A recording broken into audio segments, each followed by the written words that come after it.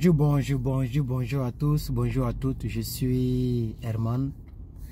Nous voyons sur la toile que Emmanuel Macron, le président français, a donc un sticker, une décoration de négociateur. Il négocie avec la Russie. Il déclare des paroles comme quoi nous ne ferons pas la guerre à la Russie, nous ne sommes pas en guerre avec la Russie, etc., etc. Bien, je vois les journalistes de France 24 et j'en passe, qui sont très forts dans la communication, qui ne font que prôner le côté là. Et aujourd'hui, Emmanuel Macron est élevé donc au grade du meilleur président qui gère bien la crise. C'est bien. Moi-même, dans mon intervention concernant donc cette crise en Ukraine, j'ai dit que la seule issue, excusez-moi, c'était donc la diplomatie et la négociation. J'ai fait la vidéo, pas sur cette chaîne, je crois, sur l'autre chaîne, Herman Ivarin USA, où j'ai montré un peu les vidéos qui montrent un peu les armes hypersoniques que la Russie possède et que les autres pays ne possèdent pas, y compris les États-Unis. Vous comprenez un peu. Donc, ce n'est pas un pays avec lequel il faut faire bras de force. Voilà.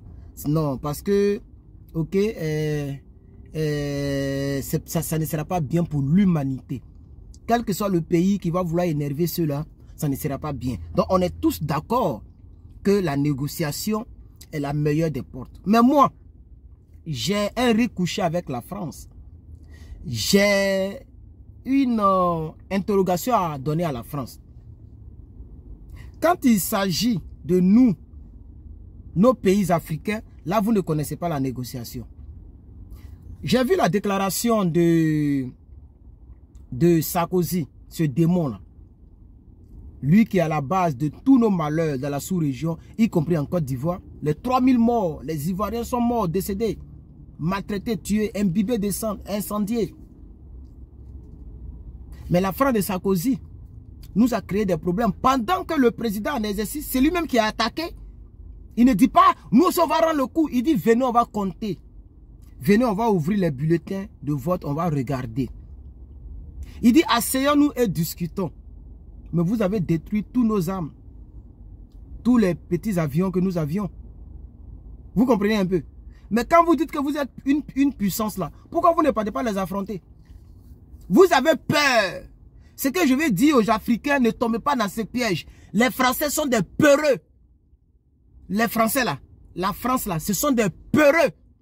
Ils ne peuvent même pas valoir même l'orteil de la Russie.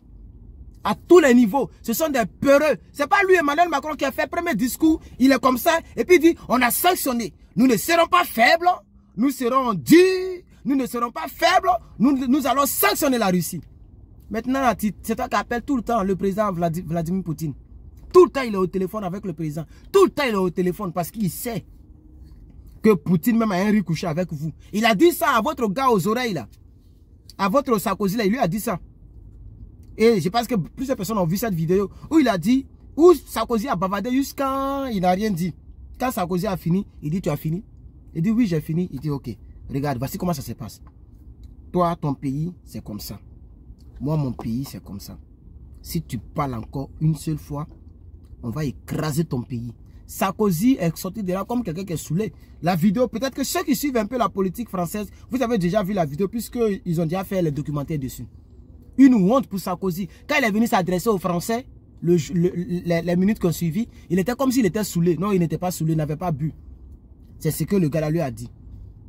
Voilà. Donc si c'est gâté là, eux-mêmes, ils risquent de lancer encore quelque chose en France là-bas. Donc vous avez peur d'eux. Vous avez peur. C'est la peur qui fait qu'il est obligé de prendre cette posture-là. Si c'était l'Algérie, si c'était la Côte d'Ivoire, si c'était même un petit pays, il allait se montrer dur. Pourquoi on dit que la France tient? La France, c'est une puissance nucléaire. Vous avez 300 armes nucléaires. Les gars, ils ont 6000. Vous avez peur. Donc, vous êtes des peureux. désormais, s'il y a une crise quelque part, continuez la négociation. Que ce soit en Afrique ou dans un autre pays, il faut que vous soyez des négociateurs. Parce que vous réclamez être un négociateur. Vous êtes des peureux. Voici garçon. Vous dites que vous êtes garçon, non? Vous dites que vous êtes garçon, non? Vous êtes une puissance, non? Voici garçon. Voici garçon. Allez-y maintenant. Vous êtes fort, non? Donc c'est ce que je voulais dire un peu à mes abonnés. Comme je dois aller au travail, je suis un peu en retard. Je ne vais pas donc aller plus loin. C'est tout ce que je voulais dire. La France est une France peureuse. Il n'y a rien dans les caleçons. Ils ne valent, les Français ne valent rien. La politique française, c'est du n'importe quoi, des peureux. Que puissance, puissance. Laissez Français faire. Quittez nos territoires. Enlevez l'armée française dans nos territoires. Et laissez-nous. Vous allez voir, vous serez 40e puissance mondiale. Vous serez 50e puissance mondiale. Parce que vous, la même, l'Inde est devant, vous fatiguez, fini. C'est parce que vous pillez nos ressources. C'est à cause de cela, vous êtes ce que vous êtes là. Vous comprenez? Le traité entre le franc CFA, le traité qui est dans le franc CFA là, ça vous donne des milliards. Vous avez des ponts péages, des péages dans nos pays, dans nos États. Vous faites louer la présidence à nos États. L'eau, l'électricité, tout vous appartient. Vous bouffez le contribuable de la sous-région ouest africaine. C'est pourquoi vous dites que vous êtes une puissance. Sinon, si on enlève, si vous prenez la décision de laisser les Africains tranquilles, là, vous n'êtes rien. Vous êtes des peureux. Vous êtes des peureux. Voilà, garçon a parlé. Il a lancé ultimatum au monde. Il n'y a pas quelqu'un qui lève le doigt. Des peureux comme ça, n'importe quoi. Même les Américains, là, ah, ils sont première puissance. Hein. Première puissance. Et puis deuxième puissance nucléaire. Eux-mêmes, ils peuvent parler un peu. Mais vous, vous avez quoi? Rien. Vous n'avez, c'est si les Africains, vous êtes forts. C'est si les Africains, vous avez des muscles.